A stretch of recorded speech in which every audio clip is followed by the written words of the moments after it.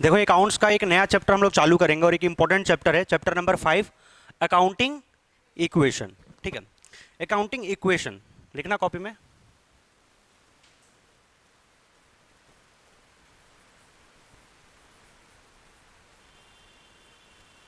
Equation word सुने हो? Equation maths में कई बार हम लोग equation, linear equation, quadratic equation पढ़ते थे ना। ठीक है, यहां पर अकाउंटिंग इक्वेशन है। अकाउंटिंग इक्वेशन कहता है कि हमारे बिजनेस का जो एसेट्स होगा, जो भी हमारे बिजनेस में टोटल एसेट्स होंगे, वो हमेशा बराबर होंगे किसके? टोटल लाइबिलिटीज के। ठीक है, तो अकाउंटिंग इक्वेशन सिंपल कहता है कि हमारे बिजनेस का एक फंडामेंटल रूल क्या है कि हमारे बिजनेस में जो भी हमारे पास एसेट्स होंगे वो हमेशा किसके बराबर होंगे? टोटल लाइबिलिटीज के बराबर होंगे। ठीक है, अच्छा एसेट्स का मतलब क्या होता है, लाइबिलिटीज का मतलब क्या होता है, ये हम लोग बेसिक टर्म्स में पढ़े थे। ठीक है, एक बार दोबारा भी हम डिस्कस कभी करेंगे। एसेट्स का मतलब जो भी हमारे पास प्रॉपर्टी है बिजनेस में, जिसको हम लोग यूज करते हैं बिजनेस को चलाने के लिए। जैसे अगर हम अपना कोचिंग सेंटर का बात करें, मेरे पास क्या एसेट है, मेरे पास क्या प्रॉपर्टी है? मेरे क्लास में मेरे पास फर्नीचर है, मेरे पास ये स्मार्ट बोर्ड है, हमें रिकॉर्डिंग कर रहे हैं, मेरे पीछे कैमरा लगा हुआ है, टीवी लगा हुआ है, पंखा है, एसी है, ये सब मेरे रिसोर्सेज है, ये सब मेरे प्रॉपर्टी है जिसको हम लोग यूज कर रहे हैं बिजनेस को चलाने के लिए, पैसा कमाने के लिए, ये सब चीजों का इस्तेमाल किया जा रहा है। तो ये सब मेरे बिजनेस के क्या है? एसेट्स है। बट ये एसेट्स आए कहां से होंगे? इनका पैसा कहां से आया होगा? अगर आज मेरे पास 5 लाख रुपए के एसेट है तो 5 लाख रुपया कहां से आया होगा? या तो ऑनर अपने जेब से पैसा इन्वेस्ट किया होगा, या तो बैंक से फाइनेंस करवाए होंगे, बैंक से लोन लिए होंगे। यानी कि आज अगर किसी बिजनेसमैन के पास अगर एसेट है 5 लाख रुपए का, तो भाई वो 5 लाख रुपया कहां से आया? लेट सपोज करो किसी के पास कार है, लेट सपोज करो किसी के पास कार है 5 लाख रुपए का, तो भाई ये 5 लाख रुपए का कार आया कहां से? पैसा कहां से आया? तो पैसा कहां से आया? अगर तुम खुद का पैसा लगाए होगे तो उसको कैपिटल बोलते हैं, और अगर बाहर से पैसा लिए होगे तो उसको हम लोग लाइबिलिटी बोलते हैं। ठीक है, यानी कि अगर तुम्हारे पास जो भी रिसोर्सेज अवेलेबल है उनका सोर्स भी तो होगा। अगर तुम्हारे पास कोई रिसोर्स है, अगर मेरे पास कोई रिसोर्स है, अगर मेरे पास कोई रिसोर्स है तो ऑब्वियसली उसका क्या होगा? सोर्स भी तो होगा। ये चीज अपने तो नहीं आया होगा ना कहीं से पैसा लगाया गया होगा। ठीक है, तो एक सिंपल सा बेसिक इक्वेशन क्या है, एसेट हमेशा किसके बराबर होगा? टोटल लाइबिलिटीज के। ठीक है, इस इक्वेशन को अगर हम लोग फर्दर ब्रेक करें तो हम लोग बोल सकते हैं assets is equal to external liability,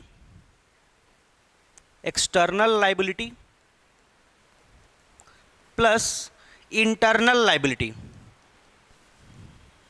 external liability plus internal liability. अब ये समझाते क्या है, जब हम बेसिक टर्म्स पढ़ाए थे तो लाइबिलिटी का मतलब बताए थे। लाइबिलिटी का मतलब हमारे ऊपर जो फाइनेंशियल बर्डन है, मतलब हमको किसी को पैसा देना है, हमको किसी को पैसा चुकाना है, वो मेरे ऊपर क्या हो गया?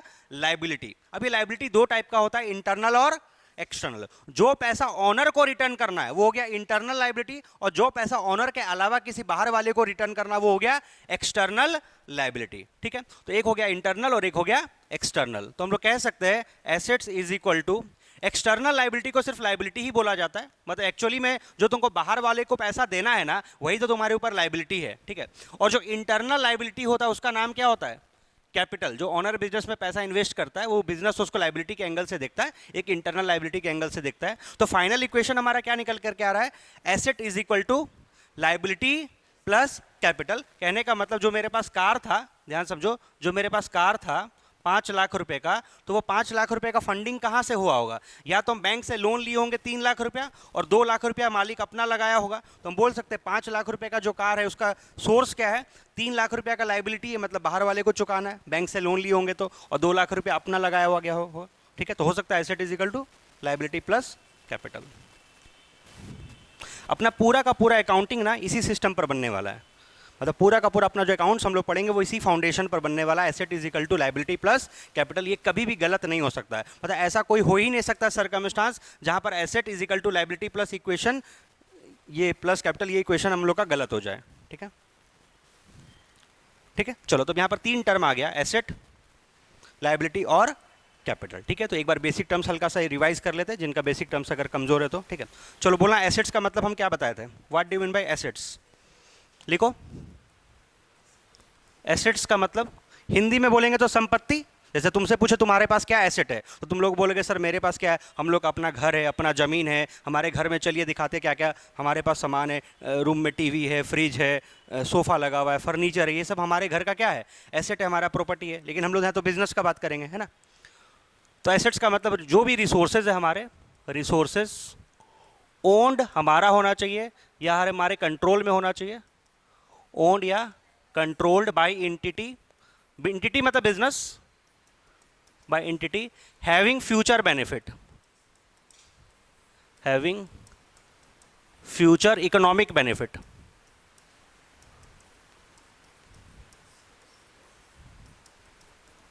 ठीक है, एसेट्स का सिंपल सा मतलब क्या है, रिसोर्स होने चाहिए, मतलब मेरे पास कोई भी रिसोर्स है वो किसका है, ऑब्वियसली मेरा होगा तब ना उसको हम अपना एसेट मानेंगे। ठीक है, एसेट होने चाहिए मतलब रिसोर्सेज होने चाहिए जो मेरे होने चाहिए, मेरे कंट्रोल में होने चाहिए, जिससे हमें फ्यूचर में क्या होगा, बेनिफिट होगा। एग्जाम्पल लिखना, कुछ फेमस एग्जाम्पल जो एक बिजनेसमैन के पास होते हैं एसेट्स के फॉर्म में। बताओ बिजनेसमैन के पास क्या हो सकता है, कैश हो सकता है, बाप बड़ा ना भैया, सबसे बड़ा रुपया, सबसे मेन तो एसेट क्या है, कैश है तुम्हारे पास। अच्छा, हो सकता है पैसा बैंक में रखें तो बैंक बैलेंस हो गया। एक अमिताभ बच्चन का भी फेमस डायलॉग है ना, आज मेरे पास गाड़ी है, बंगला है, बैंक बैलेंस है, तुम्हारे पास क्या है, यानी वो क्या गिना रहा है, आज मेरे पास गाड़ी है, बंगला है, बैंक बैलेंस है, वो सिर्फ क्या बता रहा है, अपना एसेट्स बता रहा है ना। कैश हो सकता है, बैंक बैलेंस हो सकता है, मेरे पास लैंड एंड बिल्डिंग हो सकता है, लैंड एंड बिल्डिंग, ये तो काफ़ी महंगा एसेट हो गया, लैंड एंड बिल्डिंग तो बहुत महंगा आइटम हो गया, लैंड हो गया, बिल्डिंग हो गया। फैक्ट्री में मशीन्स हो गया, मशीनरी, ऑफिस में फर्नीचर्स वगैरह होगा, फर्नीचर्स, कुछ हमारे पास हो सकता है व्हीकल्स हो, जैसे स्कूल का बात करें, स्कूल के पास बस है ना, इतना सारा बस है तो स्कूल का प्रॉपर्टी हो गया। ठीक है, व्हीकल हो गया, फर्नीचर हो गया। Debtors comma stock. अच्छा, डेटर और स्टॉक क्या होता है, देखो स्टॉक का तो मतलब क्या होता है, जो भी गुड्स हम लोग खरीदते हैं ना बेचने के लिए, तो अभी मान लीजिए जितना भी हम लोग गुड्स खरीद करके लाए थे, जो मेरे पास अभी दुकान में, शोरूम में, गोडाउन में जहाँ रखा हुआ है तो अपना ही माल है, तो अपना ही प्रॉपर्टी। मान लीजिए 10 लाख का माल खरीद करके लाए हैं बेचने के लिए, तो वो 10 लाख रुपए का जो माल मेरे पास अभी दुकान में है वो मेरा स्टॉक, वो भी मेरा तो क्या है, एसेट है ना, मेरा प्रॉपर्टी, उसको बेचेंगे तो फायदा होगा। तो जितना भी मेरे पास गुड्स बचा हुआ है वो मेरा स्टॉक, मेरा क्या है, एसेट है। अच्छा, डेटर किनको बोलते हैं, जिनको हमने उधार में गुड्स बेचा है या कोई सर्विस प्रोवाइड किया है जिनसे हमको फ्यूचर में पैसा लेना है। डेटर कौन हो गए, वो कस्टमर जिनने हमें उधार में गुड्स बेचा है, जिनसे हमको फ्यूचर में पैसा लेना है। तो ये डेटर भी मेरे लिए एसेट है, क्यों, क्योंकि इनसे हमको फ्यूचर में पैसा आ जाएगा। ठीक है, तो एसेट्स में क्या क्या आ गया, फेमस कैश हो गया, बैंक बैलेंस हो गया, लैंड बिल्डिंग हो गया, फर्नीचर हो गया, मशीन हो गया, व्हीकल हो गया, डेटर हो गया, स्टॉक हो गया। अब अभी के लिए इतना काफ़ी है, लिस्ट तो बहुत लंबा जा सकता है, ये तो डिपेंड करता है बिजनेसमैन टू बिजनेसमैन। ठीक है, नेक्स्ट टर्म लिखो, लाइबिलिटीज। नेक्स्ट टर्म लिखना लाइबिलिटीज। अच्छा, हम लोग ये सब पढ़े थे ना, करंट एसेट्स और नॉन करंट एसेट्स, अभी उसका अब यूज़ नहीं है, अभी उसका कोई ज़रूरत नहीं है, तो अभी बस इतना काम, बस तुमको अगर ये सब नाम भी याद है ना तो तुम्हारा काम हो जाएगा। ठीक है, नेक्स्ट है लाइबिलिटीज़। अच्छा, अब हम जब सिर्फ लाइबिलिटीज़ वर्ड बोलेंगे ना तो तुम एक्सटर्नल का बात करना, क्योंकि इंटरनल के लिए तो अलग से कैपिटल वर्ड है ना, तो जब भी हम लाइबिलिटी बोलेंगे मतलब बाहर वालों को जो पैसा देना है, मतलब कर्जा है मेरे ऊपर, क्या है, कर्जा है, हमको किसी को पैसा देना है। तो लिखो अमाउंट पेबल, अमाउंट पेएबल मतलब किसी को पैसा देना है, amount payable to outsiders, amount payable to outsiders. ठीक है, simple, amount payable to outsiders. इसका भी एग्जांपल लिखना। बताओ, अगर एक बिजनेसमैन अपने बिजनेस के लिए बैंक से लोन लिया तो उस बैंक लोन का पैसा रिटर्न करना होगा ना, तो उसके ऊपर लाइबिलिटी है, बैंक लोन। नेक्स्ट, क्रेडिटर्स, याद करो basic terms chapter, debtor creditor पढ़ाए थे। डेटर तो वो थे जिनको हम लोग उधार में माल बेचे हैं तो उनसे हमको पैसा लेना है, और क्रेडिटर कौन हो गए, हम लोग जहां से उधार में माल खरीद करके लाए, जो सप्लायर होगा जहां से हमारा माल आता है, तो जिनसे हम लोग उधार में माल खरीदे तो उनको हमको पैसा चुकाना होगा, तो उनको हमको पैसा देना है, तो ये लोग हमारे क्या हो गए, क्रेडिटर्स हमारे क्या है, लायबिलिटी। तो डेटर हमारे एसेट है, उनसे हमको पैसा लेना है, और क्रेडिटर हमारे लायबिलिटीज, उनको हमें पैसा देना है। ठीक है, बैंक लोन हो गया, क्रेडिटर्स हो गया, और लिखो आउटस्टैंडिंग एक्सपेंसेस, आउटस्टैंडिंग एक्सपेंसेस मतलब कुछ ऐसे खर्चे जिसका पेमेंट करना बाकी है, जैसे मान लीजिए अभी तक हम लोग अपने एम्प्लॉय को कुछ सैलरी का पेमेंट नहीं किए, पेमेंट करना बाकी है, बिल्डिंग का रेंट का पेमेंट करना बाकी है, बिजली बिल का पेमेंट करना बाकी है, मतलब जो भी बकाया है, मतलब हमको पैसा किसी को देना है, जो भी खर्चे हो गए उनका हमें पेमेंट करना बाकी है। जैसे सैलरी पेमेंट करना बाकी है, वर्कर को वेजेस पेमेंट करना बाकी है, बिल्डिंग का रेंट पेमेंट करना बाकी है, बिजली बिल का पेमेंट करना बाकी है, तो उनको बोलेंगे आउटस्टैंडिंग एक्सपेंसेस। हाँ, इसमें अलग अलग नाम आएगा, आउटस्टैंडिंग सैलरी हो गया, आउटस्टैंडिंग रेंट हो गया, आउटस्टैंडिंग इलेक्ट्रिसिटी एक्सपेंस हो गया, ठीक है। नहीं नहीं, डिबेंचर तो एक तरह से, हाँ डिबेंचर भी एक लाइबिलिटी है, तो एक अलग से हेडिंग ही बन जाएगा, जैसे लोन हो गया, डिबेंचर हो गया, इट इज अ लाइबिलिटी। देखो कुछ टर्म क्या हो गया ना, कुछ टर्म जो है वो क्लास 11th में नहीं है, उसका ज़्यादा काम नहीं है। डिबेंचर तो है ही लाइबिलिटी, बट वो क्लास 12th में जाकर के तुमको अलग से डिबेंचर के बारे में पढ़ना है, ठीक है। तो अकाउंट्स बहुत बड़ा सब्जेक्ट है, अगर एक एक करके देखेंगे तो फिर बहुत कुछ चीज़ आ जाएगा। अभी लिमिटेड स्कोप है, अभी अपने क्लास 11th में सीख रहे हैं धीरे धीरे चीज़, तो बहुत डिटेल वाला वर्ड में मत जाओ, नहीं तो फिर कन्फ्यूजन होगा, ठीक है। अभी जैसे लोन बोले तो लोन बहुत तरीके का हो सकता है, शॉर्ट टर्म लोन है, लॉन्ग टर्म लोन है, बैंक से लोन लिए, रिलेटिव से लोन लिए, फ्रेंड से लोन लिए, तो क्या लिखोगे, लोन ले लिए मतलब हो गया ना, लोन के जैसा सारा आइटम कवर हो गया। तुम उसको डिबेंचर के नाम से बुला लो, बैंक लोन के नाम से बुला लो, सब तो एक ही थाली के चट्टे बट्टे हैं, ठीक है, सब भाई बहन है। बैंक लोन हो गया, क्रेडिटर हो गया, आउटस्टैंडिंग एक्सपेंस हो गया, comma advance income, advance income. अब ये समझो ये क्या कमाल का चीज़ है एडवांस इनकम। जैसे मान लीजिए हम लोग काम करने से पहले से अगर किसी से पैसा ले लें, जैसे मान लीजिए तुम लोग से हम ट्यूशन फी अभी लिए, क्या तुम लोग को हम पूरा सिलेबस पढ़ा दिए है? नहीं, तो ये जो तुम लोग से हमको फीस आया है, जो इनकम आया है, ये मेरे लिए अभी इनकम है ही नहीं, ये एक एडवांस इनकम है, ये एक मेरे लिए लायबिलिटी का काम कर रहा है, क्योंकि अभी हमको सर्विस देना बाकी है। तो काम करने से पहले अगर तुम किसी से एडवांस ले लिए हो ना, तो उसको अभी इनकम नहीं मानना है, क्योंकि हो सकता है कि कॉन्ट्रैक्ट अगर कैंसिल हो जाए तो हमको पैसा देना पड़े। देखो इनकम अगर हम मान लिए तो फिर मेरा हो गया, फिर हम वो रिटर्न नहीं करेंगे। लेकिन एक बार बताओ, अगर अभी हम तुम लोग से फीस लिए, सिलेबस भी कवर हुआ ही नहीं है, एडवांस में लिए, किसी कारण से बच्चा बोलेगा नहीं सर हम तो कॉमर्स की जगह साइंस ले लेंगे, आप मेरा फीस वापस कर दीजिए, या कोई भी रीजन हो सकता है, तो हमको पैसा रिटर्न करना पड़ेगा ना जी, तो उसको हम लोग फिर अभी इनकम नहीं मानेंगे, वो क्या है, एडवांस इनकम है। Like commission received in advance, rent received in advance. तो अगर एडवांस में कुछ लिए है तो वो किस कैटेगरी में आएगा, लायबिलिटी के कैटेगरी में आएगा, ठीक है।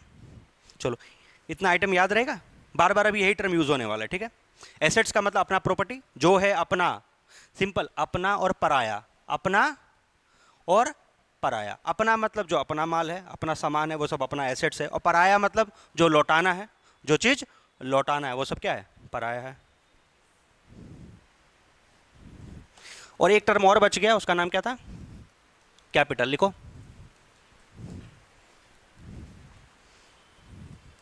अमाउंट इन्वेस्टेड, हाँ, invested by the owner in his business. अपने बिजनेस में जो तुम इन्वेस्टमेंट करते हो उसी को बोलते हैं कैपिटल, ठीक है। मान लीजिए कल को दिन कोई बिजनेस स्टार्ट करोगे और 5 लाख रुपया उस बिजनेस में तुम लगाए, तो 5 लाख रुपया तुम्हारा क्या हो गया, कैपिटल हो गया, ठीक है। अपने धंधे में जो भी तुम लगाए वो तुम्हारा क्या है, कैपिटल है, ठीक है। बिजनेस के एंगल से, अगर बिजनेस के पॉइंट ऑफ व्यू से देखा जाए तो कैपिटल को एक लायबिलिटी माना जाता है, वो बट कौन सा लायबिलिटी माना जाता है, इंटरनल लायबिलिटी माना जाता है, ठीक है। अगर बिजनेस के एंगल से बात करें तो कैपिटल क्या है, एक इंटरनल लायबिलिटी। इसके पीछे का एक कंसेप्ट था ना, अकाउंट्स में एक कंसेप्ट है, याद है हम लोग कसम खाए थे सब मिल करके, है ना, गीता पे हाथ रख करके हम लोग कसम खाते हैं कि जो बोलेंगे सब सच बोलेंगे। तो हम लोग भी एक कसम खाए थे कि जब भी अकाउंटिंग करेंगे एक रूल फॉलो करेंगे, क्या, मालिक अलग है और उसका बिजनेस अलग है, ऑनर अलग है, उसका बिजनेस अलग है, ठीक है। तो ये हो ऑनर और ये उसका बिजनेस। तो ऑनर मनी जो भी इन्वेस्ट किया अपने बिजनेस में, जो कैपिटल है, वो अगर बिजनेस के एंगल से देखा जाए तो बिजनेस के लिए भी वो कर्जा है, वो क्या है, एक लायबिलिटी है। कल को दिन ये बिजनेस बंद होगा तो ये पैसा किसको रिटर्न होगा, ऑनर को ही रिटर्न होना है, ठीक है। तो ऑनर अलग है, बिजनेस अलग है। ऑनर जो भी बिजनेस में कैपिटल लगाया है, कल को दिन बिजनेस बंद होगा तो पैसा किसको रिटर्न हो जाना है, मालिक को ही रिटर्न हो जाना है। तो बिजनेस के लिए भी एक लायबिलिटी है, बट ये घर का बात है, ये कैसा लायबिलिटी है, इंटरनल लायबिलिटी है। तो इसको हम लोग किस नाम से पुकारेंगे, कैपिटल के नाम से पुकारेंगे। इंटरनल लायबिलिटी मतलब कैपिटल हो गया, ठीक है। इसका कोई एग्जांपल नहीं है, बिकॉज ये अपने आप में तो एक आइटम है ना, कैपिटल एक तो अपना एक आइटम हो गया। चलो तो बोलो, अपना अकाउंटिंग इक्वेशन क्या था, हमारे बिजनेस का एसेट्स हमेशा किसके बराबर होगा, टोटल लायबिलिटी के लिए। टोटल लायबिलिटी को तुम एक्सटर्नल और इंटरनल में तोड़ दिए। अब एक्सटर्नल लायबिलिटी में से एक्सटर्नल वर्ड बार बार बोलने का जरूरत नहीं है, बिकॉज असली कर्जा तुम्हारे ऊपर क्या है, जो तुमको बाहर वालों को पैसा चुकाना है, उसके लिए क्या वर्ड यूज़ करेंगे, लायबिलिटी। और जो खुद का पैसा बिजनेस में लगा हुआ है वो क्या हो गया, कैपिटल। ठीक है, तो अब बताओ तुम्हारे बिजनेस में अगर 10 लाख रुपए का कोई प्रॉपर्टी है, मेरे क्लासरूम में अगर 10 लाख रुपए का प्रॉपर्टी है, तो ये 10 लाख रुपए का प्रॉपर्टी बिजनेस में कहाँ से आया होगा। हो सकता है कि 7 लाख रुपया तो हम बैंक से लोन लिए होंगे और बाकी 3 लाख रुपया किसका लगाए होंगे, अपने खुद का लगाएंगे, तो हो गया ना, 3 लाख हम लगाए, 7 लाख बैंक से लोन लिए, टोटल मिलाकर के बिजनेस में कितना प्रॉपर्टी आया, 10 लाख रुपया। तो ये हमेशा ऐसे ही चलेगा, asset is equal to liability plus capital. इतना क्लियर है।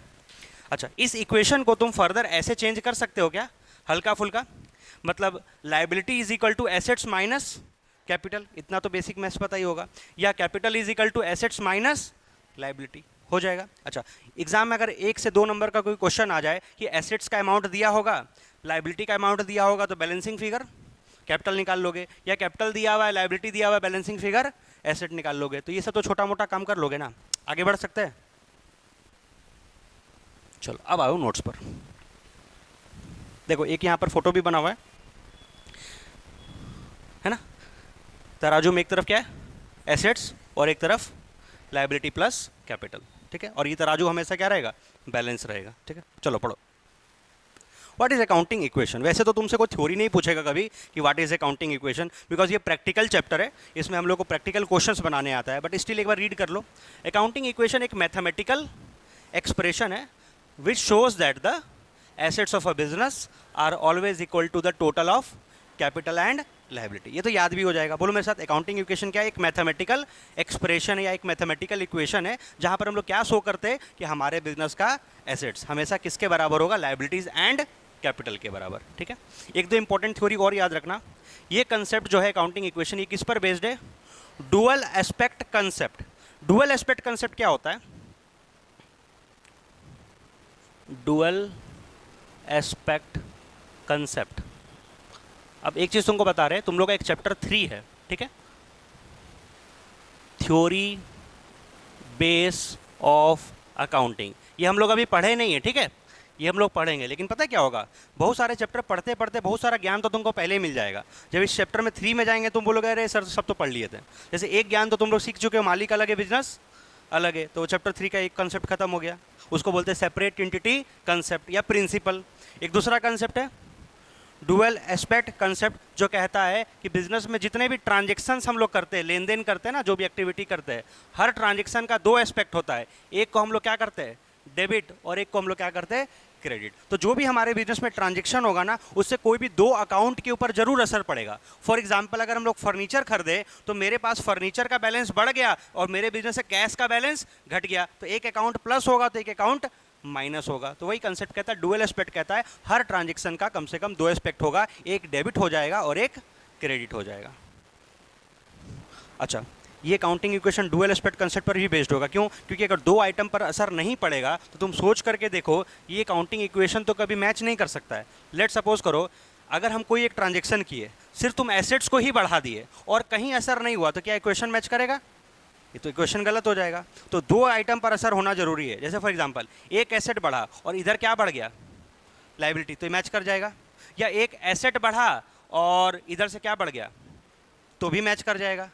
अच्छा, एक एसेट बढ़ा और साथ में दूसरा एसेट घट गया, तो भी मैच कर जाएगा, बिकॉज इधर ही प्लस हुआ इधर ही माइनस। अच्छा, एक लायबिलिटी बढ़ा और एक लायबिलिटी घट गया, तो भी मैच कर जाएगा। एक कैपिटल बढ़ा और एक कैपिटल घटा, तो भी मैच कर जाएगा। इसलिए डुअल एस्पेक्ट कंसेप्ट जरूरी है। हर ट्रांजेक्शन का 2 जगह असर पड़ेगा और उससे इस तरीके से असर पड़ेगा ना एसेट्स लायबिलिटी कैपिटल पर, कि इक्वेशन हमेशा बैलेंस ही रहेगा।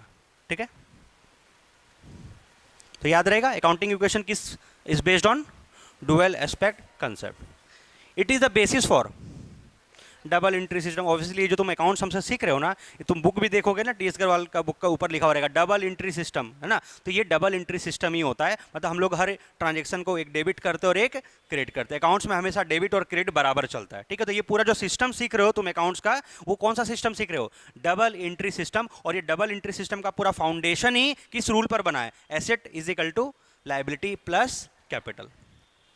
अकाउंटिंग इक्वेशन का एक और नाम है बैलेंस शीट इक्वेशन। तो ये तो अभी याद कर लो और कुछ इसमें बोलने वाला बात नहीं है। It is also known as balance sheet equation, क्योंकि एक्चुअली में देखो, जब हम लोग का साल खत्म होता है तो हम लोग अपना फाइनेंशियल स्टेटमेंट बनाते हैं, देखते हैं कि हमारे बिजनेस का क्या परफॉर्मेंस है, क्या पोजीशन है। तो हम लोग एक बनाते हैं बैलेंस शीट, ठीक है, ये हमारे बिजनेस का क्या रिफ्लेक्ट करता है? फाइनेंशियल परफॉर्मेंस, फाइनेंशियल पोजीशन, कि आज हमारा पोजीशन क्या है। हमारा पोजीशन क्या बोलने का मतलब,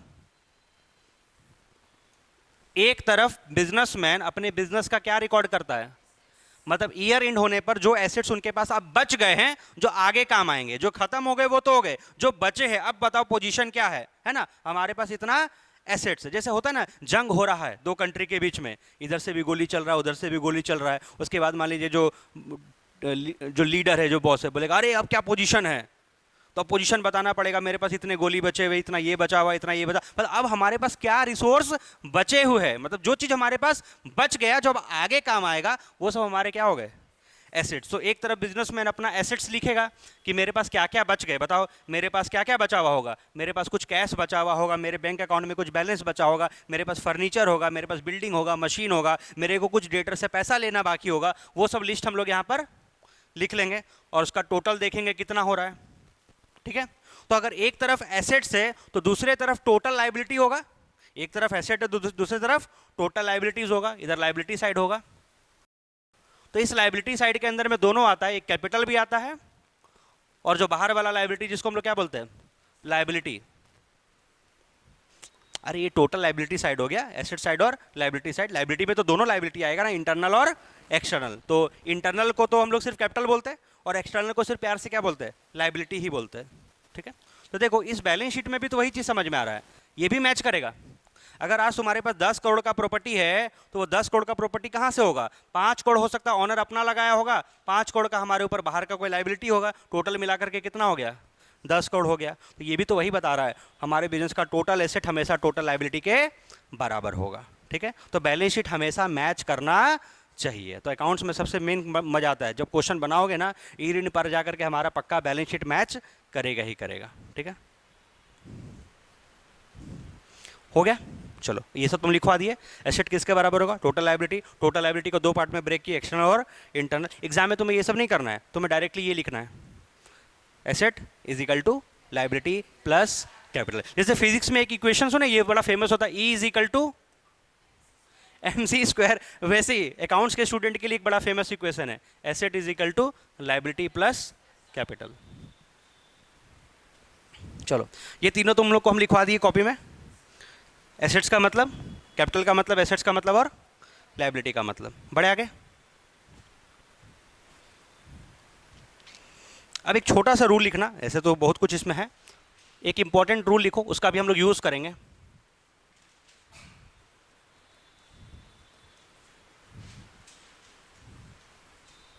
ठीक है, आज हम लोग क्वेश्चन बनाएंगे भी। ठीक है, पहला रूल क्या कहता है एक बार बताओ, अगर तुम्हारे बिजनेस में प्रॉफिट होगा, जैसे मान लीजिए 10 रुपए का माल को 12 रुपए में बेच दिए तो 2 रुपए का प्रॉफिट हुआ, तो प्रॉफिट होने से हमारे बिजनेस का कैपिटल बढ़ेगा।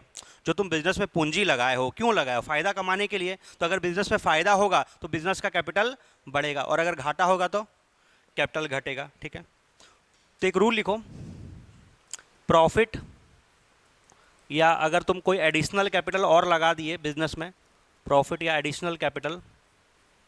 अच्छा, what do mean by additional capital? Additional capital का मतलब क्या, मान लीजिए तुम बिजनेस चालू किए थे 10 लाख रुपया लगाए, लेकिन 6 महीने के बाद लगा यार 2 लाख रुपया और लगाना है, तो 2 लाख रुपया और लगा दिए, तो टोटल 12 लाख हो गया। तो और कैपिटल लगाओगे तो कैपिटल और बढ़ जाएगा, सिंपल सा बात है।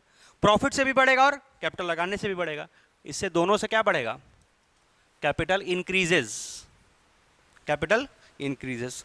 तो ये तो कोई बहुत बड़ा रूल हमने लिखवा दिया, ये तो एकदम नॉर्मल बात था, सबको पता है फायदा होगा तो कैपिटल बढ़ेगा। सेकेंड रूल, लॉस और एक वर्ड और है ड्राइंग्स, इन दोनों से कैपिटल घटेगा। बोलो घटेगा ना। अगर नुकसान होगा तो तुम्हारा पूंजी खत्म हो जाएगा धीरे धीरे करके। अच्छा, ड्राइंग्स का मतलब क्या था, बेसिक टर्म्स में पढ़ाए थे, अपने घर खर्चे के लिए जो भी पैसा निकालते हो, अपने घर खर्चे के लिए दुकान से जो भी पैसा निकाल लिए या उतने रुपए का सामान ले गए, तो तुम तो अपने दुकान से अपना इन्वेस्टमेंट निकालते जा रहे हो। बिजनेस में 10 लाख रुपया लगाए थे, लेकिन साल भर में 1 लाख रुपया तुम निकाल लिए, तो तुम्हारा तो कैपिटल घट करके 9 लाख हो जाएगा। तो सिंपल, लॉस होने से या ड्राइंग्स करने से तुम्हारा कैपिटल क्या होगा, कम होगा। ठीक है, बढ़े आगे। देख रहे हो बेसिक टर्म्स के ऊपर हम क्यों जोर दे रहे थे। अब हम कुछ भी पढ़ाएंगे और टर्म्स नहीं पता तो सीख पाओगे अकाउंट्स, नहीं ना सीख पाओगे, पॉसिबल ही नहीं है, ठीक है। चलो, प्रॉफिट होने से, एडिशनल कैपिटल लगाने से कैपिटल बढ़ता है, लॉस होने से और ड्राइंग्स होने से कैपिटल घटता है। और ऐसे भी लोड नहीं लेना, बिकॉज हम ये चैप्टर भी पढ़ा रहे तो शुरू से ही पढ़ा रहे, टर्म्स को ले लेकर के ही पढ़ा रहे हैं, ठीक है। बड़े आगे चलो, अब हम लोग क्वेश्चन पर उतरते हैं। आखिर इस चैप्टर में फिर करना क्या है, ये भी तुम थ्योरी ही पढ़ा रहे इतना देर से, अब प्रैक्टिकल क्वेश्चंस करवाते। लिखना, एक क्वेश्चन देखो तो समझ में आएगा इस चैप्टर में हम आगे क्या करने वाले हैं। देखो, prepare an accounting equation,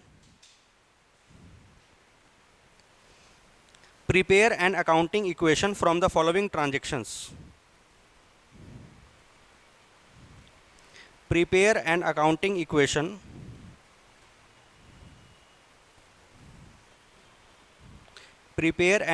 equation from the following transactions. पहला ट्रांजेक्शन लिखना, started business with cash,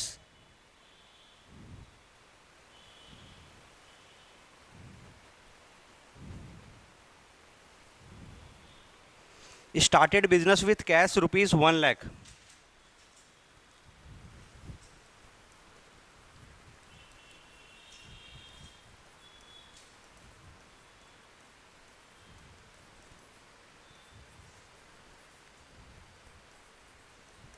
started business with cash rupees 1 lakh, ठीक है, ये पहला ट्रांजेक्शन हुआ। नेक्स्ट लिखना, number 2, furniture purchase for rupees 30,000,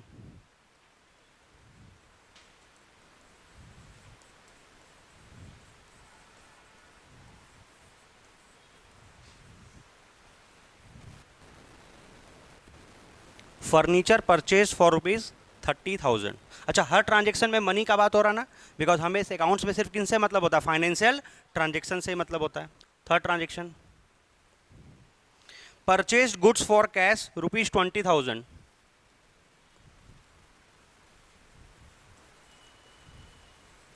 purchase goods for cash rupees 20,000। Fourth, sold goods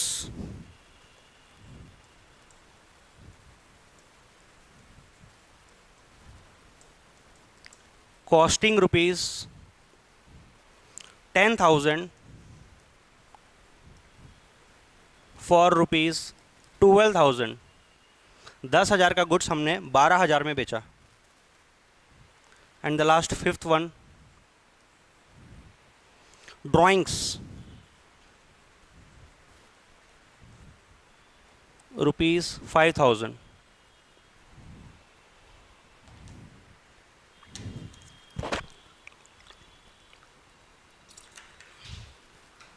ठीक है, अब सुनो, अब तुम मोटा मोटी अकाउंटिंग करने वाले हो, ठीक है।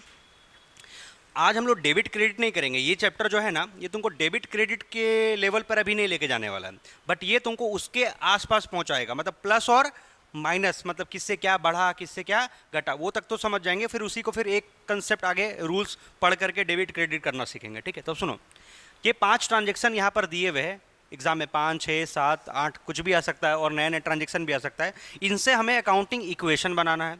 अब अकाउंटिंग इक्वेशन तो वही, asset is equal to liability plus capital. तो फिर करे क्या इन 5 ट्रांजेक्शन का, तो सुनो, हमें क्या करना है ना, इन 5 ट्रांजेक्शन को एक एक करके शो करते जाना है कि किससे हमारे एसेट्स पर, लायबिलिटी पर और कैपिटल पर क्या असर पड़ेगा, क्या बढ़ेगा और क्या घटेगा, ठीक है। तो एक अच्छा सा फॉर्मेट में हम लोग बनाएंगे, ठीक है। तो एक बार अभी तुम लोग लिखना नहीं, थोड़ा सा हमको पहले फॉर्मेट ड्रॉ करने दो, नहीं तो तुम हैंडल नहीं कर पाओगे कैसे बनाना है। एक बड़ा सा फॉर्मेट बनेगा, ठीक है।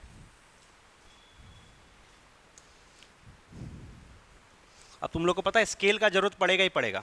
एक अच्छा सा स्केल खरीद करके रख लो या उसको गले में टांग करके रख लो मतलब कॉमर्स के स्टूडेंट के लिए ये मस्ट चीज़ है स्केल, तो मतलब पूरे अकाउंट्स में बार बार फॉर्मेट बनाना पड़ता है, ठीक है। एक तरफ हम लोग लिख लिए सीरियल नंबर, फिर लिख लिए ट्रांजेक्शन्स,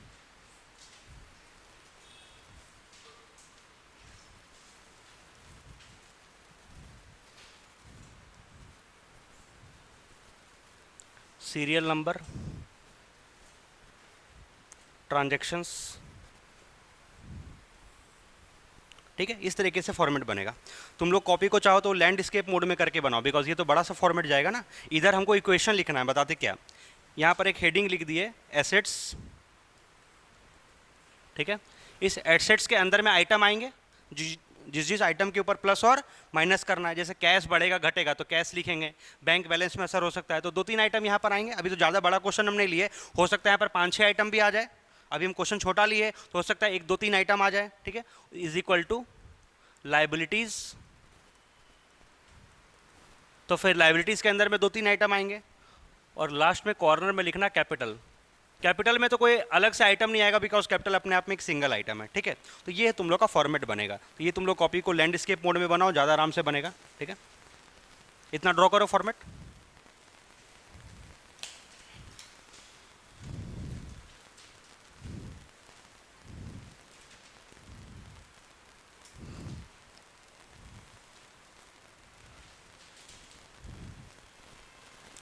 थोड़ा लिखने का काम जल्दी करना है।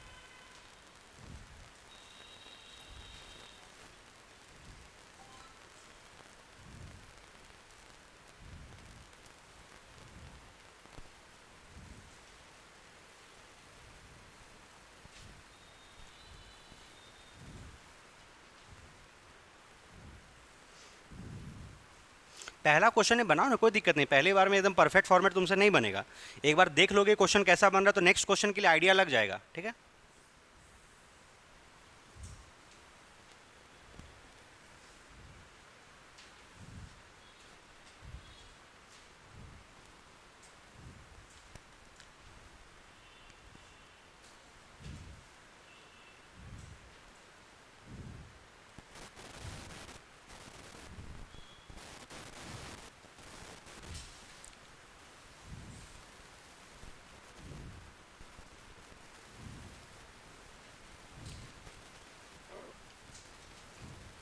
लिख लिए। अब देखो क्या करना है। 5 ट्रांजेक्शन दिए ना, हमें एक एक करके सब ट्रांजेक्शन का असर दिखाना है एसेट्स पर, लाइबिलिटी पर, कैपिटल पर, ठीक है। तो यहाँ पर नंबर 1 पहला ट्रांजेक्शन लिखेंगे। जो भी पहला ट्रांजेक्शन था यहाँ लिख देते हैं। स्टार्टेड बिजनेस, हम लोग बिजनेस चालू किए विथ कैश। इस लाइन का पहले मतलब बताओ तो। स्टार्टेड बिजनेस विथ कैश का मतलब क्या? जो ऑनर है वो अपना बिजनेस चालू किया और बिजनेस में क्या लगाया? कैश लगाया। अच्छा, वो कैश भी लगा सकता था, कुछ एसेट्स भी कंट्रीब्यूट कर सकता था। तुम अपने बिजनेस में कैश भी लगा सकते हो, या तुम्हारे पास अगर कोई आइटम है, तुम्हारे पास घर में फर्नीचर है, तुम फर्नीचर ट्रांसफर कर दो बिजनेस में। तुम्हारे पास कोई व्हीकल है, तुम व्हीकल लगा दो बिजनेस में। तो तुम कैश भी कंट्रीब्यूट कर सकते हो, या अदरवाइज कैश के अलावा तुम और भी कुछ कंट्रीब्यूट कर सकते हो। तो जो भी तुम बिजनेस में कंट्रीब्यूट करोगे, अब तो वो बिजनेस का एसेट माना जाएगा। वो तुम्हारा एसेट नहीं, वो किसका हो गया? बिजनेस का हो गया, ठीक है। तो बिजनेस में एक आइटम आ गया, उसका नाम क्या है? कैश, ठीक है। आराम से समझ में आएगा, कोई हाई फाई बात नहीं है, ठीक है। ठीक है। और एक चीज तो पक्का क्लियर हो जाएगा कि तुमको कॉमर्स समझ में आना है कि नहीं। अगर आज का क्लास समझ में आ गया तो तुम्हारा मतलब इस समझो कॉमर्स में इंटरेस्ट है। सिंपल सा बात है, ये चीज समझ में आएगा। क्यों? अब तुमको इस लाइन में यही करना है और कुछ नहीं है। इसी में थोड़ा हाई फाई बात ऊपर नीचे होगा, लेकिन है यही ले दे करके कॉमर्स, ठीक है। देखो, हम लोग बिजनेस चालू किए और बिजनेस में कितना कैश लगाया? ₹1 लाख, ठीक है। नाउ अब सुनो, एक डुअल एस्पेक्ट कंसेप्ट क्या बोलता है? हर ट्रांजेक्शन का कितना एस्पेक्ट होगा? 2, मतलब 2 जगह असर पड़ेगा। तो बताओ, बिजनेस में क्या आया? कैश। तो बिजनेस का कैश बढ़ जाएगा कितने से? 1 लाख रुपए से, 1 लाख से। अच्छा, ये बिजनेस में जो कैश आया कहाँ से आया? ये कौन इन्वेस्ट किया? क्या ये बाहर से कोई लोन लिए? नहीं, ये पैसा तो ऑनर खुद ही लगाया। तो क्या बढ़ेगा? कैपिटल बढ़ेगा। तो देखो, एक तरफ क्या बढ़ा? कैश, और दूसरी तरफ क्या बढ़ा? कैपिटल। तो इधर प्लस कर देते, प्लस 1 लाख। बता, ये बात भूलोगे क्या? बस इतना ही है। हर क्वेश्चन में तुमको पहला लाइन यही मिलेगा, बिजनेस चालू किए, बिजनेस में कैश लगा। याद कर लो, इधर कैश, उधर कैपिटल, इधर कैश और उधर कैपिटल, ठीक है। अब सुनो, जब ये चैप्टर खत्म हो जाएगा ना, तो पता है अकाउंट्स में तो सर सुने थे डेबिट क्रेडिट होता है। तो जब तुम ये सीख गए कि एक तरफ कैश बढ़ रहा है और एक तरफ क्या बढ़ रहा है? कैपिटल बढ़ रहा है, तो हम इसी को तुमको रूल में सिखा देंगे कि कैश एसेट है, एसेट बढ़ता है तो डेबिट करते हैं, कैपिटल जो है वो बढ़ता है तो क्रेडिट करते हैं। तो हो गया ना, कैश अकाउंट डेबिट और कैपिटल अकाउंट क्रेडिट। लेकिन ये कब सीख पाओगे? जब ये नहीं सीख पाए कि क्या बढ़ा और क्या घटा। तो फिर रूल कैसे लगाओगे? तो रूल लगाना कोई बहुत बड़ा बात नहीं है। वो रूल तुम तुमको 2 मिनट में अभी बता सकते हैं, लेकिन वो तुम लगाओगे भी तब ना जब तुमको ये पता चले कि कौन से 2 आइटम पर असर पड़ा और कौन सा बढ़ा और कौन सा घटा, ठीक है। चलो, तो अभी इतना ही सीखना है। कैश बढ़ा, कैश में जोड़ दिए, कैपिटल बढ़ा, कैपिटल में जोड़ दिए। हो गया? क्या ये इक्वेशन मैच कर रहा है? बिल्कुल मैच कर रहा है। इधर 1 लाख, इधर भी इक्वल टू साइन दे दो, और बस प्रेजेंटेशन एकदम अच्छे से करना है। हो गया? पहला ट्रांजेक्शन ओवर। अब नंबर 2 क्वेश्चन पढ़ो। नंबर 2 बोलो। Number 2, furniture purchase for rupees. इतना आसान सा चीज़ है, हम लोग फर्नीचर कर दे। अच्छा, हम लोग फर्नीचर के डीलर नहीं होंगे, क्योंकि अगर हम लोग जिस चीज़ में डील करते हैं हम उसको गुड्स बोलते हैं, और गुड्स के अलावा जो भी चीज़ खरीद करके लाते हैं उसका नाम दिया हुआ रहता है। ठीक है? तो फर्नीचर तो हम लोग अपने बिजनेस के लिए, ऑफिस के लिए लाए होंगे, फर्नीचर में डील हम लोग नहीं करते हैं। तो सुनो, एक हाथ फर्नीचर आया और एक हाथ कैश गया। दो चीज़, एक तरफ मेरे पास क्या आया? फर्नीचर, और क्या गया? कैश। तो फर्नीचर बढ़ गया और कैश बैलेंस घट गया। अच्छा, फर्नीचर और कैश दोनों ही एसेट होता है ना, मतलब तुम्हारे पास जो 1 लाख रुपया था ना, तुम इसी से एक दूसरा प्रॉपर्टी खरीद लिए, तो कैश ट्रांसफर हो गया किस में? फर्नीचर में। तो यहाँ पर प्लस करो एक नया आइटम, फर्नीचर। तुम अपने बिजनेस में जो 1 लाख रुपया लगाए थे, अब उसे 1 लाख रुपया से फर्नीचर खरीदे, बट फर्नीचर खरीदे कितने का? 30,000 का। तो यहाँ लिख दो फर्नीचर परचेस्ड। अच्छा, यहाँ पर क्या पूरे क्वेश्चंस को कॉपी करना होता है? नहीं, ऐसा नहीं है, बट यहाँ पर एक्चुअली तुम शॉर्ट में लिखोगे भी क्या? फर्नीचर परचेस का शॉर्टकट क्या बनता है? फर्नीचर ही परचेस बनेगा ना। अगर कोई बहुत बड़ा सा कुछ लाइन होता तो हम भले शॉर्ट कर देते, ये तो पहले ही छोटा सा लाइन है, फर्नीचर परचेस, तो हम लिख दिए फर्नीचर परचेस। ठीक है? चलो, इससे क्या बढ़ेगा क्या घटेगा? कैश घटेगा ना, बिजनेस में से कैश चला जाएगा, कितना? 30,000। और क्या बढ़ जाएगा? फर्नीचर बढ़ जाएगा। अब बताओ ऐसा कौन सा बच्चा जिसको ये चीज़ ना समझ में आए? भाई तुम इमेजिन करो, तुम फर्नीचर खरीदोगे तो पॉकेट से पैसा जाएगा और घर में एसेट आएगा।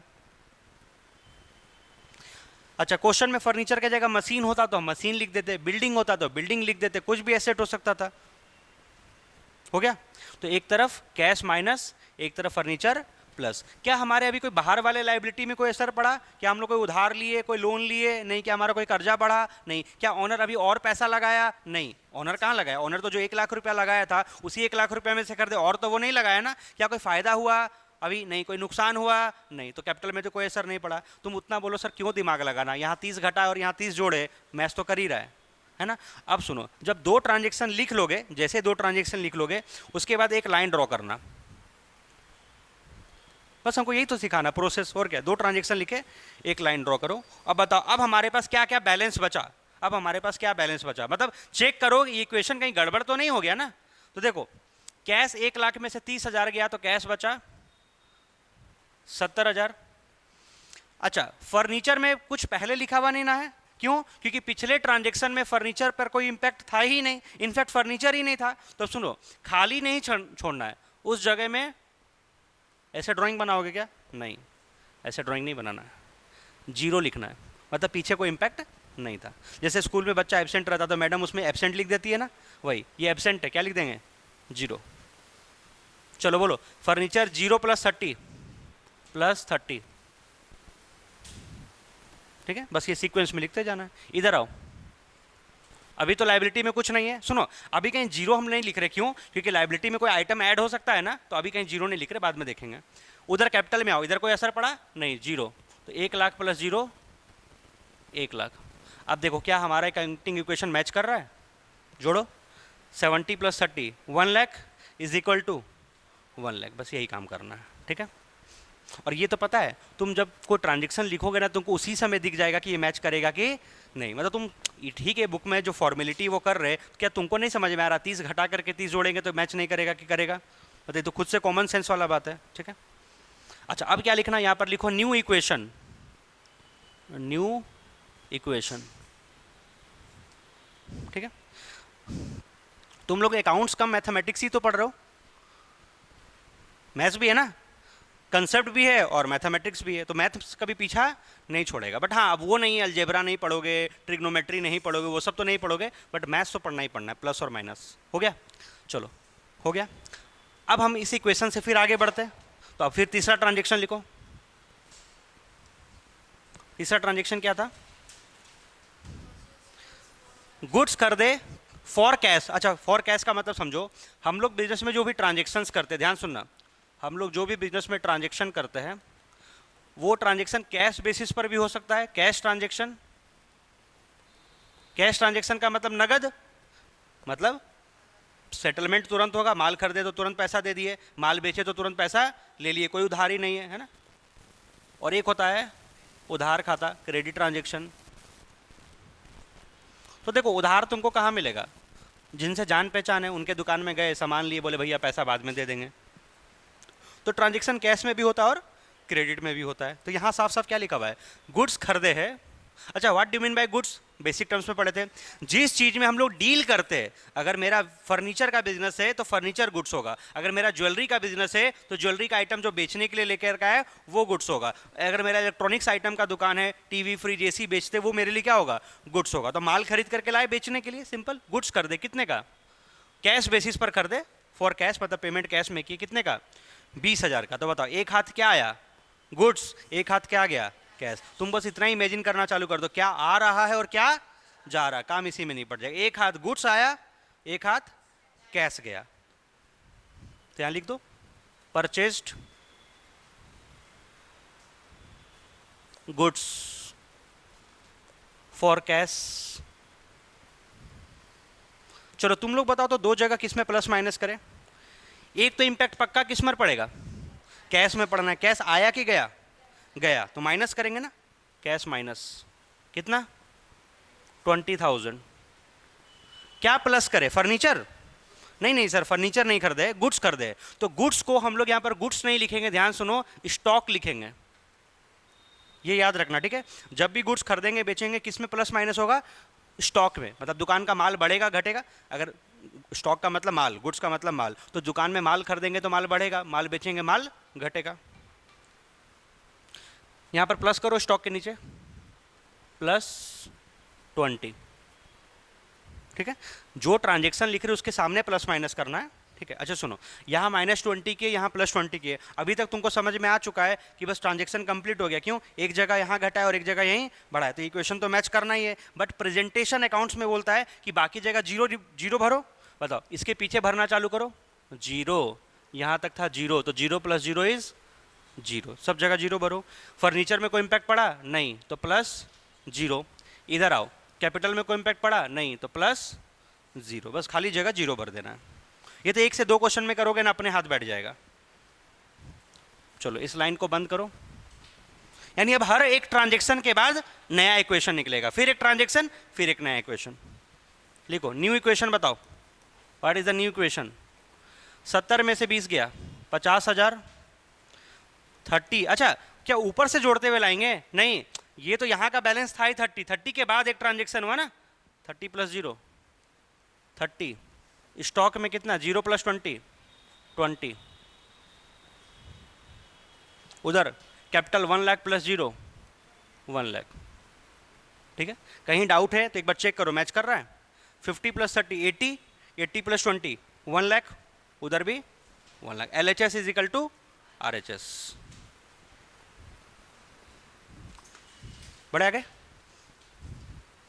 फोर्थ। अब पता है बुक में जितने भी क्वेश्चंस होंगे ना, ये भर भर के सेम लाइन बार बार रिपीट मिलेगा, बार बार एक ही क्वेश्चन में। अब जो तेज बच्चे हैं भैया वो तो बोले सर इसमें क्या हाई फाई बात सीखे, हम तो एक ही क्वेश्चन में सीख गए। बट अब कुछ बच्चे मान लीजिए वीक है, तो उनको एक ही क्वेश्चन को बार बार बार बार बार बार हम लोग करवाएंगे, तो ताकि उसको याद करवा दें, ठीक है। 4th नंबर ट्रांजेक्शन लिखना तो क्या था, सोल्ड गुड्स कॉस्टिंग ₹10,000 फॉर ₹12,000, ठीक है।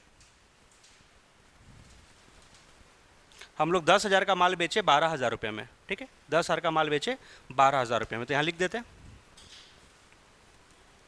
सोल्ड गुड्स कॉस्टिंग ₹10,000 फॉर 12,000, ठीक है।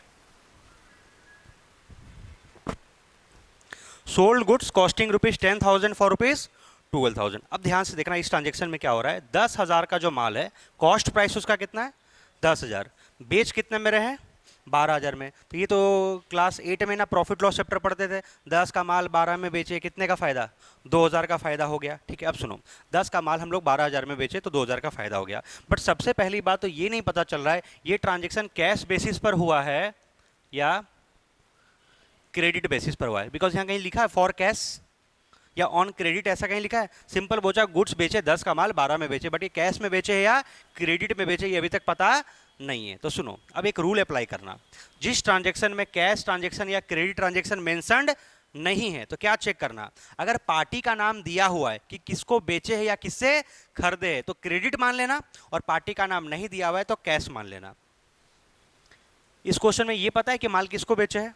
नहीं, तो हमको जानने का जरूरत भी नहीं था कि माल किसको बेचे, क्योंकि वो हमको पैसा देके चला गया होगा। तुम कॉमन सेंस से बात बताओ, तुम्हारे दुकान में कोई कस्टमर आया, माल खरीदा, तुमको पैसा दे दिया, तुम पूछोगे भैया आप कौन है, क्या मतलब है उससे? या तुम किसी का दुकान से माल खरीद रहे हो तो माल खरीदे उसको पैसा दे दिया, क्या उसके नाम से कोई मतलब है? क्या तुम अपने घर में आकर उसका अकाउंटिंग करोगे? तुम तो पैसा देकर के आगे काम खत्म हो गया। बट हाँ, उधार में अगर कोई ट्रांजेक्शन होगा तब तुमको उसका खाता में लिखना पड़ेगा कि हमको इसको पैसा देना है या इससे पैसा लेना है। एकदम कॉमन सेंस से अप्लाई करना। अगर कैश और क्रेडिट मेंशन नहीं है तो चेक करो किसको माल बेचे या किसको माल खरीदे, नाम दिया हुआ है तो उधार मान लेना, नाम नहीं दिया हुआ तो कैश ट्रांजेक्शन मान लेना। तो इस क्वेश्चन में क्या लिखा हुआ है? कहीं लिखा हुआ है कैश क्रेडिट? नहीं। क्या पार्टी का नाम है?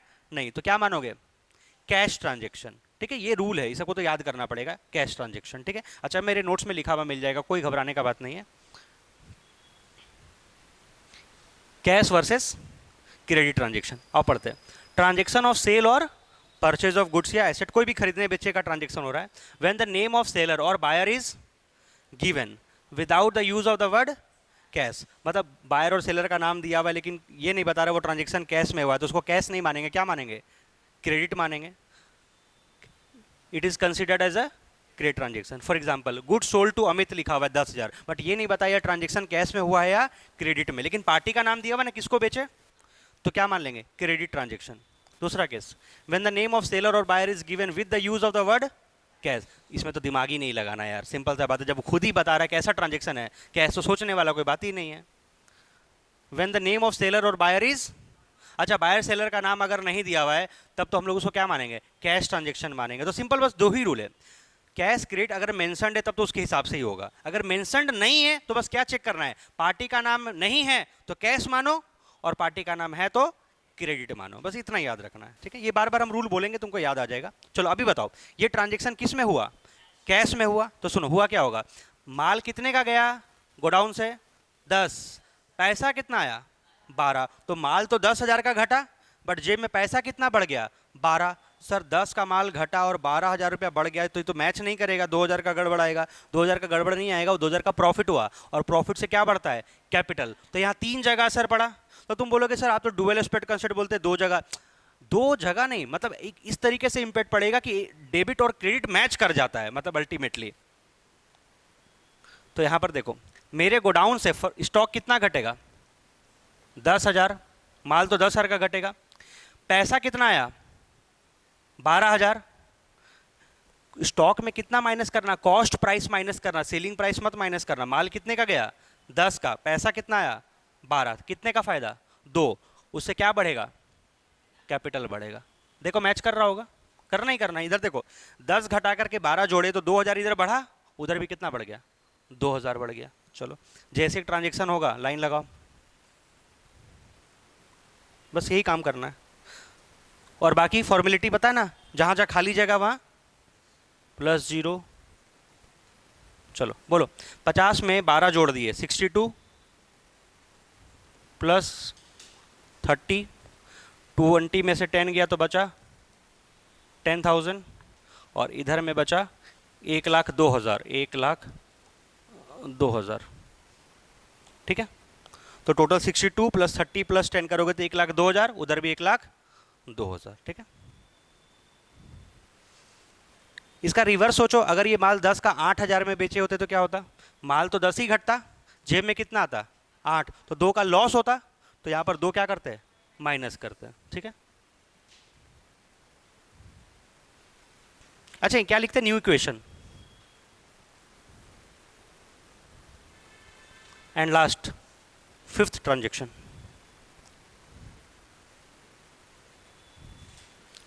फिफ्थ ट्रांजेक्शन है ड्राइंग्स की, कितना? 5। मतलब घर खर्चे के लिए 5,000 रुपया निकाल लिए। लिखो ड्राइंग्स।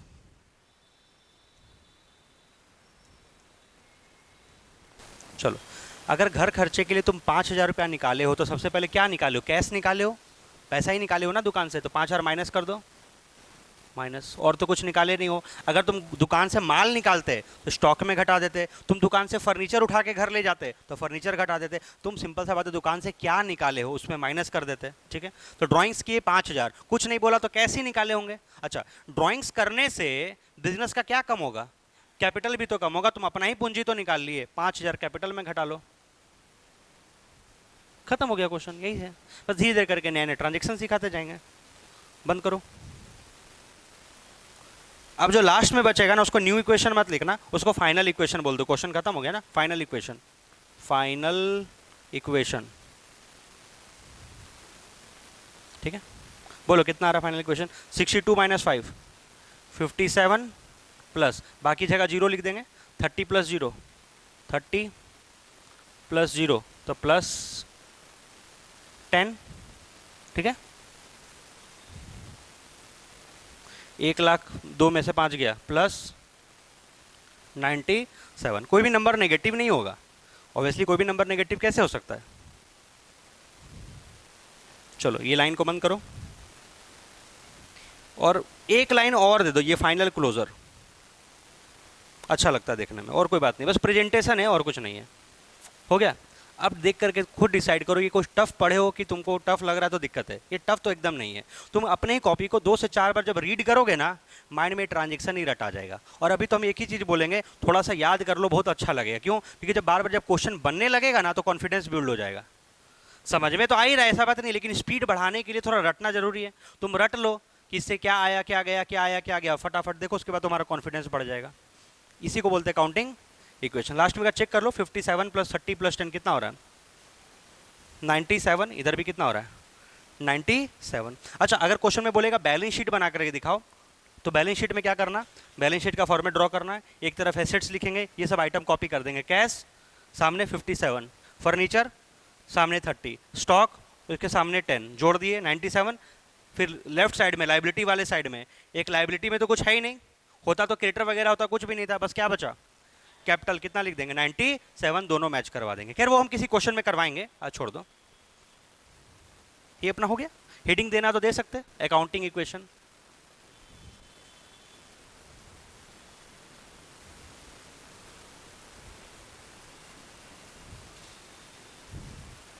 ठीक है, कम से कम 4-4 5-5 बार प्रैक्टिस करना ही होगा, क्वेश्चन बना बना करके, तब स्पीड बनेगा तुम लोग से। ये रूल एक बार पढ़ना घर में जाकर के, नोट्स भेज देंगे, कैश वर्सेस क्रेडिट ट्रांजेक्शन। मोटा मोटी बस क्या ध्यान रखना है, अगर क्वेश्चन वो नहीं बताएगा कैश में हुआ या क्रेडिट में, तो तुम क्या चेक करना, पार्टी का नाम है तो क्रेडिट, पार्टी का नाम नहीं है तो कैश ट्रांजेक्शन। अब तुम लोग का होमवर्क हम दे रहे, ये बुक का क्वेश्चन है, प्रैक्टिकल क्वेश्चन है, 1 छोड़ दो, अच्छा 1 भी देख लेंगे, 2 और 3 पहले डिस्कस करते, बनाना तुम लोग को है। ठीक है, हम डिस्कस कर दे रहे, समझा दे रहे, बना कर क्या हो गया, पढ़ो। Show the accounting equation for the following transaction, ऐसे एक फॉर्मेट बना लेना है। ठीक है, पहला ट्रांजेक्शन बताओ, एकदम से रिपीट कर रहा है, Gopinath started business with cash. Who is Gopinath, proprietor, मतलब वो बिजनेस में क्या चालू करके कितना रुपया लगाया, 25,000। तो बताओ कैश बढ़ेगा और उधर कैपिटल बढ़ेगा। ठीक है, अच्छा तुम क्या पूरा लिखोगे, Gopinath started business with cash? नहीं, गोपीनाथ को छोड़ो ना, सिर्फ क्या लिख देना, स्टार्टेड बिजनेस विद कैश। ठीक है, पहला लाइन हो गया। नेक्स्ट, गुड्स खरीदे किससे, श्याम से। रुको, फॉर कैश या फॉर क्रेडिट नहीं ना लिखा, तो रूल लगाओ, क्रेडिट ट्रांजेक्शन मानेंगे। अब सुनो, क्रेडिट ट्रांजेक्शन तो हम नहीं पढ़ाए, हम तो कैश ट्रांजेक्शन वाला पढ़ाए थे, कोई बात नहीं। पहले ये बताओ, माल खरीदे तो आया क्या, माल आया, गया तो कुछ नहीं, आया तो माल लेकिन गया तो कुछ नहीं। गया कसम दिए, कसम कसम कसम खाए कि तुम्हारा पैसा दे देंगे। इस कसम खाने से ना हमको रात भर नींद नहीं आता, टेंशन होता है, मेरे ऊपर एक लाइबिलिटी आ गया है कि उसको पैसा देना है। तो 2 चीज हुआ, एक तरफ क्या आया, गुड्स, एक तरफ क्या गया, कसम गया ना, वो कसम लाइबिलिटी बनेगा। तो देखो इधर क्या प्लस करना, स्टॉक। और अब एक नया आइटम आएगा, ये तो याद रहेगा ही तुम लोग को, यहां पर एक हेडिंग बनाना, क्रेडिटर, जिनसे उधार में माल खरीदते उसको क्या बोलते हैं, क्रेडिटर। तो क्रेडिटर में प्लस कर लोगे ना, इतना तो कर सकते हो, इधर स्टॉक जोड़ना, उधर क्रेडिटर। चलो अब क्रक्स बनाओ। सर यानी 2 चीज होगा, या तो माल नगद में खरीदेंगे या उधार में खरीदेंगे। सर दोनों ही केस में स्टॉक तो बढ़ेगा ही, लेकिन अगर नगद खरीदे होंगे तो कैश में घटा देंगे, और उधार खरीदे होंगे तो फिर क्रिएटर को बढ़ा देंगे, बस इतना याद रखना है। हो गया? अच्छा, फिर हम ये क्वेश्चन बनाएंगे नहीं, समझ में आ गया तो फिर इस क्वेश्चन को स्किप कर देंगे, ठीक है। थर्ड, गुड्स बेचे हैं सोहन को, ठीक है, जिसका कॉस्ट था 1800, तो फिर ये बेचे कितने में होंगे? 1500। कहीं कैश लिखा हुआ है, क्रेडिट लिखा हुआ है? नहीं, कैश क्रेडिट नहीं बोला, तो रूल लगाओ। पार्टी का नाम दिया हुआ है, किसको बेचे? सोहन, तो यानी माल उधार में बेचे। अच्छा, अभी जो हम लोग क्वेश्चन किए तो उसमें नगद वाला ही था, उधार वाला नहीं था, ये भी नया ट्रांजेक्शन है। तो सोचो 1800 का माल कितने में बेचे? 1500। तो गोडाउन से तो माल पक्का कम हुआ, कितने का? 1800 का। स्टॉक कितना घटेगा? 1800। स्टॉक कितना घटेगा? 1800। बट हमारे पास कैश नहीं आया, अगर कैश आ रहा होता तो हम कैश में 1500 लिखते। कैश आया तो नहीं, लेकिन आ जाएगा ना। कोई हमसे माल उधार में लेकर के गया है तो वो हमें प्रॉमिस करके गया कि आपका पैसा दे देंगे, तो तुम अपने डायरी में लिखोगे ना उसका नाम, उसको डेटर बोलेंगे। क्या बोलेंगे? डेटर। तो डेटर भी तो एसेट ही होता है। अगर आज कैश मिल जाता तो हम कैश में लिखते, आज कैश नहीं मिला तो हम अलग से किस में लिख देंगे? डेटर में। तो देखो, स्टॉक 1800 से घटाना और कैश में कितना प्लस कर देना? 1500, क्योंकि 1500 ही मिलेगा ना। तो देखो, स्टॉक 1800 घटाए और कैश और डेटर में 1500 प्लस किए, तो 300 का मिस्टेक हो रहा है, ये 300 का लॉस हुआ है। 1800 का माल 1500 में बिका, तो 300 का लॉस किस में घटा दोगे? कैपिटल में घटा दोगे, ठीक है। तो देखो, दो नया ट्रांजेक्शन सीख लिए, उधार में खरीदना, उधार में बेचना। अगर उधार में खरीदोगे तो एक नया आइटम क्या सीखे? क्रेडिटर। और उधार में बेचोगे तो एक नया आइटम क्या सीखे? डेटर, ठीक है। भूल जाओगे कोई बात नहीं, घर जाके व्हाट्सअप मार देना कोई टेंशन का बात नहीं है, बट इतना तो कम से कम याद रखना ही चाहिए। बोलो। गोपीनाथ, विड्रू का मतलब पैसा निकाला अपने बिजनेस से, तो घर खर्चे के लिए ड्राइंग्स होगा, 5000 निकाला, तो सेम वही चीज, 5 कैश में घटा देंगे, 5 कैपिटल में घटा देंगे। बना लोगे?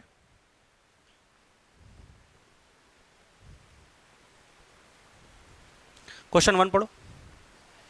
ओए, started business with cash. Sir time pass हो रहा बार बार, उधर कैश बढ़ेगा, अब स्पीड बढ़ाओ, उधर कैपिटल बढ़ेगा। हाँ, स्पीड बढ़ाना, कैश और कैपिटल बढ़ेगा। Opened a bank account, bank account खुला। देखो, बिजनेसमैन क्या होता है ना, अपने पर्सनल अकाउंट में ज़्यादा ट्रांजेक्शन नहीं करते, बैंक का एक अकाउंट खुलवा लेते हैं। एक बैंक अकाउंट खुलवाए, उसमें कितना जमा किए?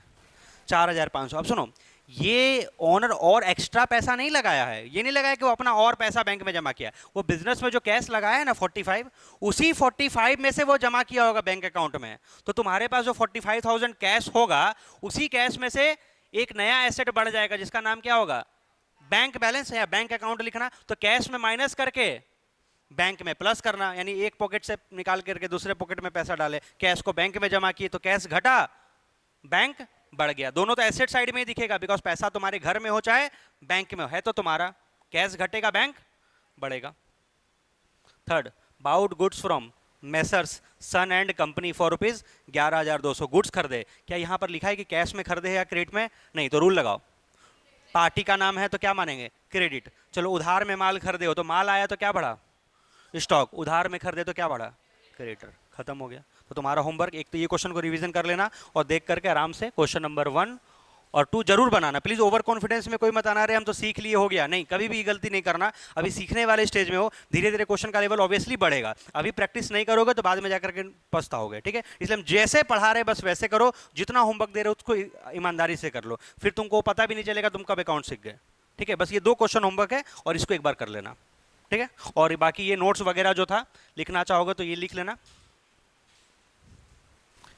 हाँ, ये हल्का फुल्का डुअल एस्पेक्ट कंसेप्ट था, डबल एंट्री सिस्टम था, बस इतना ही। जितना होमवर्क है, कम से कम होमवर्क है, ज़्यादा है भी नहीं, ठीक है।